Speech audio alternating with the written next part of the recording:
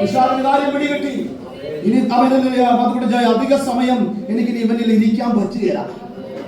കാരണം എന്താ? പിടിപ്പിക്കാൻ ചങ്കൂറ്റമുള്ളവൻ ഗദരദേശത്ത് കാലൂത്തിയിരിക്കുക. പിശാച് പറഞ്ഞു, നിനക്ക് മഹോന്നതനായ ദൈവത്തിന്റെ പുത്ര, എനിക്കും നിനക്കും തമ്മിൽ എന്ത്? ആമേൻ. ക്രിസ്തുവിനും ബലിയാനും തമ്മിൽ എന്തൊരു ചേർച്ച! ഹല്ലേലൂയ. ഇരുളിനും വെളിച്ചത്തിനും തമ്മിൽ കൂട്ടായ്മയില്ല. അങ്ങനാണെങ്കിൽ പിശാചിന്റെ പ്രവൃത്തികളോട് നമുക്ക് കൂട്ടായ്മയില്ല. അഴിഞ്ഞു പോവുക കേട്ടോ. എന്താ പറയുന്നത്? അവൻ ഞാൻ ആത്മാവിനെ വിളിച്ചു പറയുക. ചിലർ അഴിഞ്ഞു പോയിക്കൊണ്ടിരിക്കുകയാ. വചനം കേട്ടത് സ്തോത്രം പറഞ്ഞോ, സ്തോത്രം പറഞ്ഞോ. ഇതുവരെ ചിലർ അഴിഞ്ഞു പോയിക്കൊണ്ടിരിക്കുകയാ. അവൻ ദൈവാത്മാവിനെ വചനത്തെ ഏൽപ്പിച്ചത് ചിലർ അഴിച്ചു കളയാൻ വേണ്ടിയിട്ടാ. ഈ സ്വാതന്ത്ര്യം പ്രാപിക്കാം, ഈ വിടുതൽ പ്രാപിക്കാം, ഈ നന്മ പ്രാപിക്കാം, നിന്റെ പേരുടെ ബന്ധനങ്ങൾ അഴിയാൻ ഈ വചനത്തെ നിന്നിലേക്ക് പകർന്നുകൊണ്ടിരിക്കുകയാണ്. മഹോന്നതനായ ദൈവപുത്ര, എനിക്കും നിനക്കും തമ്മിൽ എന്ത്? എന്നെ ദണ്ഡിപ്പിക്കാനാണോ നീ വന്നത്? ആമേൻ. ഒറ്റ കാര്യം പറഞ്ഞു. ആമേൻ. എന്നായാലും എന്നെ വിടുവെന്ന് എനിക്കറിയാം. ആമേൻ. പന്നിക്കൂട്ടത്തിലേക്ക് എന്നെ വിട്ടേക്കാൻ പറഞ്ഞു. ഹല്ലേലൂയ. കടുന്തൂക്കായ പാറയിൽ നിന്ന് 2000-ഓളം വരുന്ന പന്നികൾ ചാടി ചത്തു. സ്തോത്രം. ഹല്ലേലൂയ. ആമേൻ. ഇത് ഇറങ്ങിയപ്പോൾ, ഇവന്റെ ശരീരത്തിൽ നിന്ന് ഇറങ്ങിയപ്പോൾ അവന് തിരിച്ചറിവുണ്ടായി. തിരിച്ചറിവ് അവനെ യേശുവിന്റെ പാദപീഠത്തിൽ കൊണ്ടിരുത്തി. ഹല്ലേലൂയ. അവൻ തിരിച്ചറിവുള്ളവരാ, സുബോധമുള്ളവരാ. അവൻ ദൈവം, അവൻ ജ്ഞാനം തന്നവരാ കർത്താവിന്റെ പാദപീഠത്തിൽ വന്നിരിക്കുന്നത്.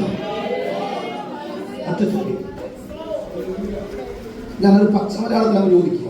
ഇപ്പൊ യേശുവിന്റെ പാദപീഠത്തിൽ ഇരിക്കുന്നത് തുണി ഉടുത്താണോ അല്ലാതെയാണോ? പെട്ടെന്ന് പറ. തുണി ഉടി. ചിലർക്ക് നീ നന്മ പ്രാപിക്കുന്ന ഇഷ്ടമല്ല. നീ എന്നും ഇങ്ങനെ കിടക്കണമെന്ന് വാദിക്കുന്ന വാദമുഖങ്ങൾ ഇന്ന് യേശു ക്രിസ്തുവിന്റെ നാമത്തിൽ അത് അഴിയുകയാകട്ടോ. ഹല്ലേലൂയ. യേശുവിനെ രക്തത്താൽ ജയമെടുക്കുകയാ.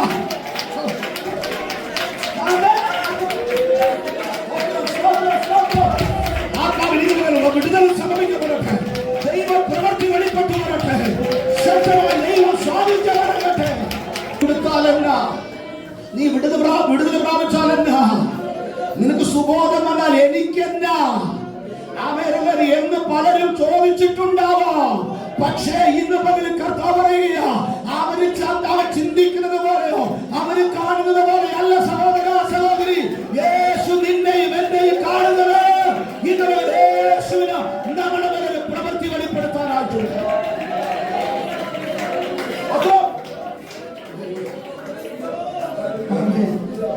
ഞങ്ങളുടെ ആരുമല്ല സ്തോത്രം. അവന്റെ പ്രാന്താണ് ഞങ്ങൾക്കല്ല. ആമേനല്ലേലൂയ. അവൻ ചങ്ങല കിടക്കുന്നത് ഞങ്ങൾക്കല്ല. സ്വന്തം വീട്ടിൽ വരണം. സ്തോത്രം. ഹല്ലേലൂയ. ആമേൻ. ആമേനല്ലേലൂയ. അവൻ തുണി കൊടുക്കാതെ കിടന്ന് ഞങ്ങൾക്കെന്നാ കുഴപ്പം? കാരണം നിന്റെ കുടുംബക്കാർക്കില്ലാത്ത ഉത്തരവാദിത്വമുള്ള ഒരുവനാ ഇന്ന് പകൽ ആലയത്തിൽ വന്നിരിക്കുന്നു. കൂട്ടത്തിൽ വന്ന ഈ ദൂത് വലിയ ചലനം സംഭവിക്കും കേട്ടോ. ഈ ദൂത് നിങ്ങളുടെ ജീവിതത്തെ മാറ്റിമറിക്കും. ഹല്ലേലൂയ. നീ ഒറ്റപ്പെട്ടു പോകാൻ ദൈവം അനുവദിക്കത്തില്ല. അവൻ കൂട്ടുകാർ കൂടി, ബന്ധുക്കൾ കൂടി വരിഞ്ഞു മുറുക്കി ഇവരെ എന്നേക്കും അവരെ പ്രാന്തരായി മുദ്രകുത്തി ഇടത്തു നിന്ന് സ്വർഗ്ഗം അവനെ പുറത്തു കൊണ്ടുവരികയാണ്.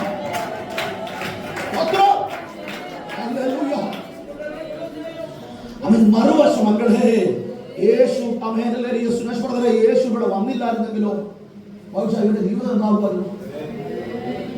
ഒരു നല്ല വിവാഹം കഴിക്കാൻ പറ്റുമോ?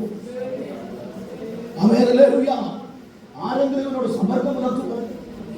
ആരെങ്കിലും കൂട്ടുകൂടുമോ? സ്തോത്രമല്ലേലൂയ.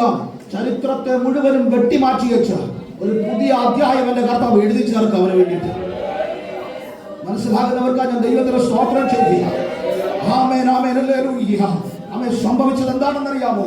വസ്ത്രം ധരിച്ചവൻ, സുബോധം പൂണ്ടവൻ യേശുവിന്റെ കാൽപ്പാടുവിടത്തിൽ ഇരിക്കുമ്പോ കുറച്ച് ആളുകൾ വന്നിട്ട് പറഞ്ഞു, അച്ഛാ അധിക സമയം ഇവിടെ നിൽക്കണം.